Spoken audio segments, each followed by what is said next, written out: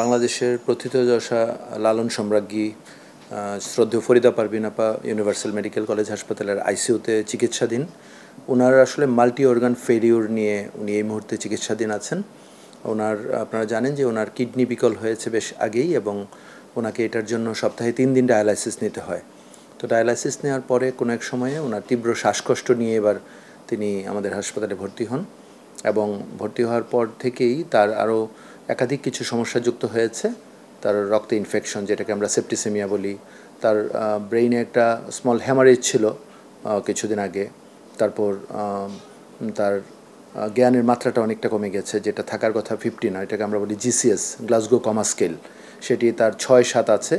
এবং কালকে থেকে তার ব্লাড প্রেশারটা ফল করে গিয়েছিল। আমরা আয়োনোট্রপ সাপোর্ট দিয়ে তাকে ব্লাড প্রেশার ওঠানোর চেষ্টা করেছি।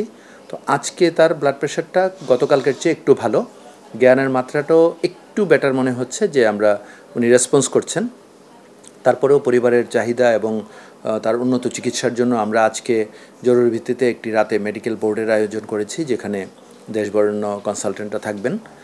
তবে একটি কথা বলি, যে বিষয়টি বলা হচ্ছে যে উনি কবে সুস্থ হবেন বা বিদেশে গিয়ে গেলে কোনো কাজ হবে কিনা, আসলে তার যে অসুখটি renal failure is an irreversible damage.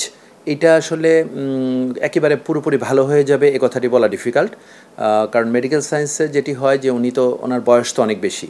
যদি উনি 60 বছরের কম হতো তাহলে হয়তো তাকে ট্রান্সপ্ল্যান্টেশনের কথা ভাবা যেত, কিন্তু এই অসুখটি আসলে এইভাবেই চলতে হবে।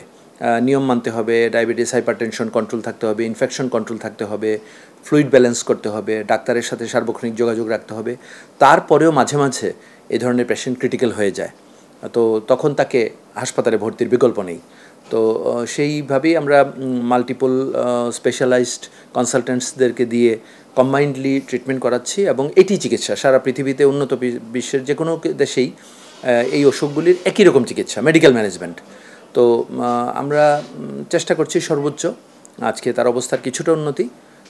আমরা রাত্রেবেলা যদি ব্লাড প্রেশার মোটামুটি স্টেবল থাকে, তাহলে আজকে রাতে একটি বেডসাইড ডায়ালাইসিস দেওয়ার পরিকল্পনা রয়েছে। তাতে তার ইউরিয়া লেভেলটা যদি কমে আসে, ক্রিয়েটিনিনও কমে আসে, তাহলে জ্ঞানের মাত্রা আরেকটু বাড়বে বলে আমরা আশা করছি। তো এটি শ্রদ্ধেয় ফরিদা পারভিনের জন্য দেশবাসী কাছে দোয়া প্রার্থনা করছি।